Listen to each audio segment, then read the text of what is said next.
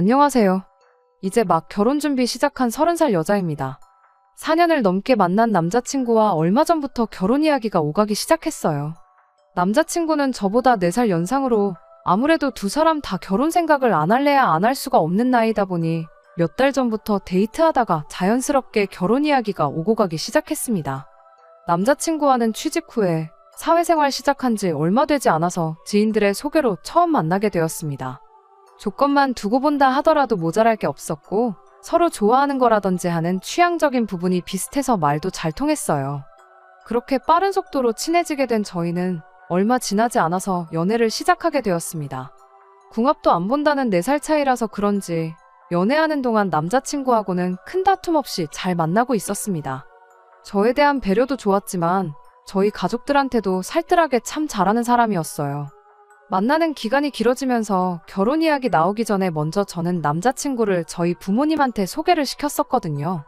아무래도 사람 상대하는 직장을 가져서 그런가 저희 부모님 앞에서도 주눅들지 않고 이야기를 주고받는 남자친구 모습이 참 좋았고 아마 저는 그때부터 결혼에 대해서 긍정적인 생각을 갖게 되었던 것 같습니다. 저희 부모님께서도 은근슬쩍 남자친구를 사윗감으로 점 찍어두기도 하셨어요. 집에서 먼저 부모님이 너 결혼은 언제 할 거냐는 이야기를 꺼냈었는데 그 말에 저는 대답을 제대로 할 수 없었습니다. 사실 남자친구 입에서 결혼 이야기 나오기 전까지 저도 은근히 불안해하고 있었거든요. 왜냐하면 그때까지만 해도 남자친구는 저를 자기 가족들에게 소개시켜주는 자리를 단 한 번도 만들어주지 않았었기 때문이에요. 제가 했던 것과는 다르게 저를 부모님께 도통 소개시켜주고 싶지 않아 하던 남자친구의 모습 때문에 혹시 결혼 생각이 없는 건가 하는 그런 생각을 갖기도 했어요. 그래서 그랬나 남자친구 입에서 우리도 슬슬 결혼을 생각할 나이가 아니겠냐는 말이 나왔을 땐 그게 비록 포만 나는 프로포즈였을지라도 세상 누구보다 기쁘고 행복했던 저였습니다. 남자친구한테 그동안 왜 가족들한테 저를 소개시키지 않은 거냐 물었더니 저 불편할까봐 일부러 배려해준 거라고 하더라고요. 그때는 그냥 그러려니 했어요. 그런데 이제 결혼을 본격적으로 준비하면서 처음으로 남자친구의 가족들을 만나게 되었는데 참 여러 가지 생각이 들어서 고민하다 이렇게 결국 사연까지 적어보내게 되었습니다. 4년이나 만났지만 결혼 앞두고 첫인사를 드리러 갔던 그날에 남자친구의 가족관계에 대해서 처음 알게 되었어요. 남자친구 밑으로 제 또래의 여동생이 한 명 있다는 사실은 이미 알고 있었지만 아버님이 돌아가시고 안 계시다는 사실은 그때서야 처음 알았네요. 자리에는 여동생은 안 나왔고 어머님만 혼자 나오셨어요. 한 번에 인사를 다 했으면 저야 좋았겠지만 뭐 서두를 필요 없다고 생각했습니다. 이제서야 겨우 처음 인사드리는 단계인데 지금 하건 나중에 하건 무슨 상관이겠나 싶었어요. 어머님은 시작부터 당신 결혼했을 때 아버님 때문에 힘들었던 이야기를 꺼내셨어요. 가부장적인 아버님 때문에 집에서 발언권도 없었고 자식들이 어느 정도 크고 난 뒤로는 일을 하던지 취미를 가져보던지 하는 개인적인 시간을 갖고 싶으셨는데 그것 또한 아버님의 반대로 아무것도 하지 못했었다고 하더라고요. 이제서야 아버님 돌아가시고 나서 그간 못했던 여가도 즐기고 여행도 다니고 배워보고 싶었던 것도 배우러 다니고 하고 싶은 거 다 하면서 살고 계신다고 하시더라고요. 어머님 결혼 생활이 얼마나 힘들었는지 제가 알 길은 없었지만 그래도 아버님이 남겨놓은 재산으로 놀러 다니신다니 당장은 나쁠 게 없어 보였습니다. 저희 집은 아직 어머니 아버지 두 분 다 어떻게 될지 모르는 세상의 노후 대책이나 확실하게 해두고 싶으시다며 아직도 경제활동을 하고 계셨거든요. 아무튼 그렇게 첫 인사 자리는 평범하게 끝마치게 되었습니다. 집에 돌아갈 때 저는 당연히 남자친구가 어머님 모시고 같이 들어갈 줄 알았는데 어머님이 먼저 남자친구한테 둘이서 더 나눠야 할 이야기도 많을 테니 이야기 좀 더 나누고 오라며 혼자서 돌아가셨어요. 긴장을 많이 했던 터라 많이 피곤했고 저도 들어가서 쉬고 싶었는데 무슨 이야기를 더 나누라는 건지 싶었어요. 남자친구한테도 그냥 들어가 보겠다 이야기했는데 남자친구가 자기는 아직 할 이야기가 남았다며 저 좀 보자고 잡더라고요.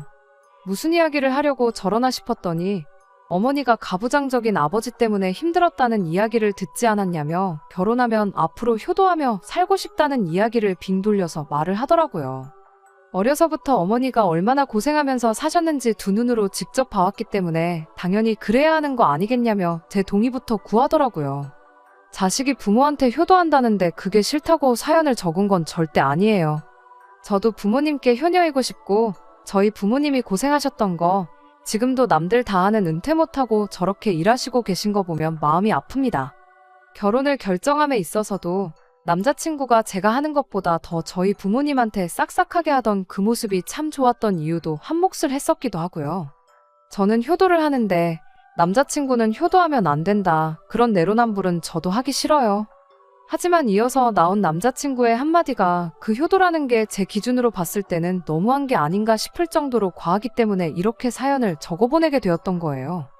효도하는 거 참 좋은 생각이라고 남자친구 말에 동의를 하자마자 기다렸다는 듯이 결혼 후부터는 용돈을 드리겠다는 선언을 해왔습니다. 처음엔 용돈을 드리자는 말이 조금 거슬리긴 했어요. 당장은 저희가 아무리 벌이가 좋다고 해도 남자친구가 모아놓은 돈 8천에 제가 모아놓은 돈 6천이 전 재산이었거든요. 양가 도움 없이 결혼하기로 결정한 상황이라 대출은 당연히 받아야 하는 상황이었죠. 그러면 앞으로 나갈 대출이자며 혹시 모를 상황이나 이세 계획을 대비해 시작해야 할 저축이며 당장은 한 푼이라도 아끼는 게 수라고 생각했어요. 드리더라도 일단 앞으로의 상황을 보고 여유가 되는 선에서 적당히 드리면 되는 게 맞다는 생각이었는데 이미 다른 거 묻고 따지기도 전에 용돈부터 드리겠다고 선언을 했으니 말이죠.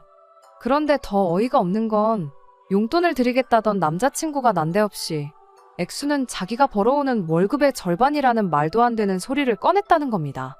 남자친구 직장이 알만한 사람들은 이름만 들어도 뭐하는 회사인지 알 정도로 이름난 회사예요.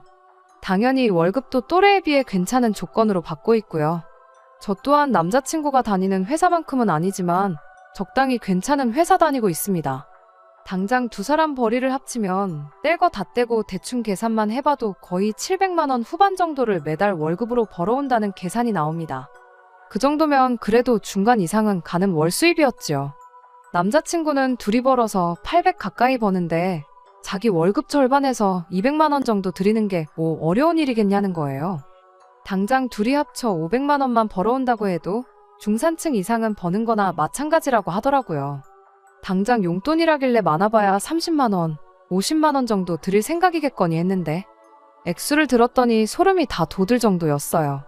매달 200만 원 가까운 용돈이라니 명절 때나 어버이날 때도 100만 원은 드려야겠거니 생각했는데 그 곱절이 되는 돈을 매달 무조건 드리겠다는 소리였으니 제가 그때 그 자리에서 얼마나 황당했는지는 안 봐도 대충 짐작이 가실 거예요.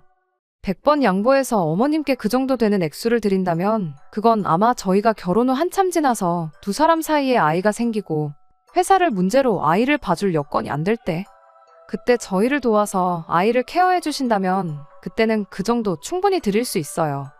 그때 가봐서야 알겠지만 그 이상도 드릴 수 있겠죠.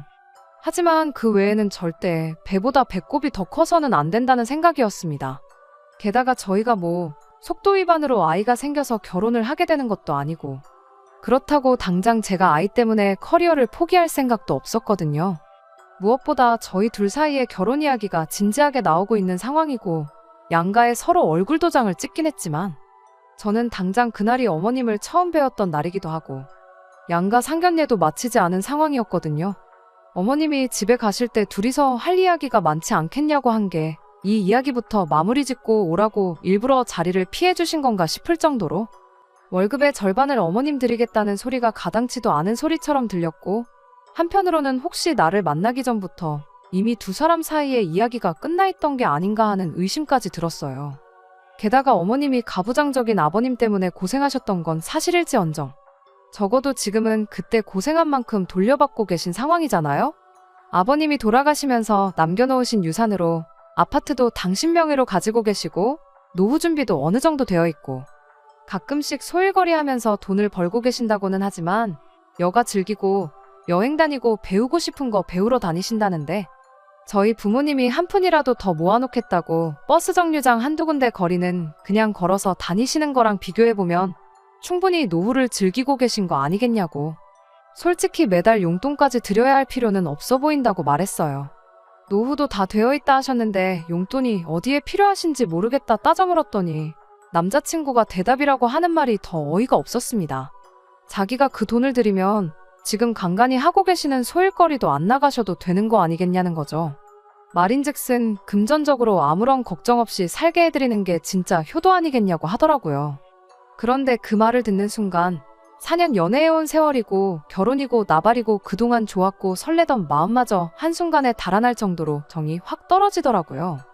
효도하고 싶은 마음은 10분 이해가 되지만 당장 우리 형편도 생각 안 하고 어머님 금전적인 스트레스 받지 말자고 그 스트레스를 대신 떠안자고 하는 소리나 마찬가지였으니까요.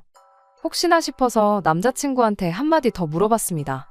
언젠가 우리 결혼하고 나서 어머님과 나 두 사람 사이에 다툼이라든지 고부간의 갈등이라든지 그런 일이 생기거든 누구 편을 들겠냐고 아주 대놓고 물어봤어요. 빈말로라도 저라고 대답해 줄 거라 생각했는데 단 1초의 고민도 없이 당연히 어머니 편을 드는 게 자식된 도리 아니겠냐 하는 거예요. 그러면서 또 저를 동시에 나무라기를 너는 며느리가 될 사람이 벌써부터 시어머니랑 싸우고 의견 다툼 할 생각을 하는 걸로 모자라 거기에 아들인 나까지 끌어들여서 모자간의 갈등까지 유발시킬 셈이냐고 하더라고요. 며느리라면 어떻게든 시어머니 마음에 들어서 이쁨 받을 생각부터 하는 게 당연한 거 아니겠냐면서 말이죠. 어머니가 앞으로 살아봐야 얼마나 더 살아계시겠냐. 만에 하나 억울하고 부당한 대우를 받는다고 한들 너 혼자만 참고 넘어가면 모두가 좋게 끝날 일이라는 거예요. 어머님 또한 평생을 가부장적인 아버님 때문에 참고 살아오셨으니 응당 저도 똑같이 그래야 한다는 거였죠. 월급의 절반도 절반이지만 앞으로 무조건 참고 살아야 한다. 어머님 돌아가실 때까지는 며느리인 제가 참고 살아야 하는 게 바로 며느리 도리라고 하는데 이런 사람하고 평생을 약속하는 게 맞나 싶은 생각이 들기 시작했어요. 여태 몇 날 며칠 혼자 고민하다가 답도 안 나오는데 이럴 바에 여러 사람들이 제 사연 한번 들어주시고 저한테 객관적인 시선으로 해주시는 조언 한마디 듣는 게 훨씬 도움이 될 것만 같아서 제 얼굴에 침 뱉기인 거 알지만 이렇게 사연을 적어서 보내게 되었습니다. 월급의 절반을 들이대 시댁과 거리를 두고 살자고 해야 하는 건지 제가 생각하는 것보다 좋은 방법이 있을 것 같아서요. 동생한테 조언해준다 생각하고 허심탄회하게 조언 한마디 해주시면 참 감사하겠습니다. 안녕하세요. 한 달 만에 이렇게 후기와 함께 찾아뵙게 되었습니다. 사실 후기가 조금 늦은 감이 있어요. 벌써 3주나 지났거든요. 이렇게 뒷이야기 궁금해주시는 분들이 계실 줄은 예상 못한 저희 잘못입니다. 여러분들께서 보내주신 의견 덕분에 이렇게 저는 좋은 선택을 할 수 있었어요. 사연 보내고 나서 저희 어머니께도 이 상황에 대해서 말씀을 드렸었어요. 저희 어머니도 충격이 크셨습니다. 아무래도 남자친구를 사윗감으로 마음에 들어 하셨다 보니 그만큼 충격이 더 크셨을 거예요. 그래도 결혼하기 전에 본성을 알았으니 다행 아니냐고 결혼이야 상견례를 한 것도 아닌데 물으면 그만인 거 아니겠냐고 하시더라고요. 대신 어머니께서 결혼을 엎어버리기 전에 남자친구와 한번 이야기를 나눠보고 싶다고 하셨어요. 그런데 아무래도 그림이 어머니가 저 대신에 할 말을 해주는 게 아닌가 싶기도 해서 그냥 제가 알아서 해결하겠다고 했습니다. 단판을 짓더라도 결혼을 엎어버리더라도 그건 제가 이야기해보고 제가 결정하겠다고요. 곧바로 남자친구를 불러내서 대화를 나누는 자리를 갖게 되었어요. 처음엔 아무것도 아닌 척 사소한 이야기로 대화를 꺼냈다가 결혼 이야기로 화제를 돌려버렸죠. 혹시나 싶어 남자친구에게 한 번 더 확인을 했습니다. 월급의 절반을 주겠다는 그 마음 아직도 여전하냐고요. 남자친구는 살짝 짜증난다는 표정을 지으며 이미 끝난 이야기를 왜 또 꺼내고 있냐며 살짝 성질을 부리더라고요. 그날은 오빠 혼자 시작해서 혼자 끝냈던 이야기 아니냐. 이젠 내 차례니까 그렇게 알고 있으라 말하고 제 이야기를 시작했습니다.